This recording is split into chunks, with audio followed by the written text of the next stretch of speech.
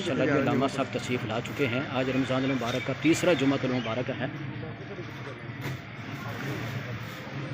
पीर गोहर सत्तार सियालवी साहब गुजरांवाला से तशरीफ़ लाते हैं और ये मरकज़ी जामे मस्जिद फ़ारूक आज़म रज़ी अल्लाह ताला अन्हु में अल्हम्दुलिल्लाह रमज़ान शरीफ के ये जो है ना जुमातुल मुबारक खिताब करेंगे।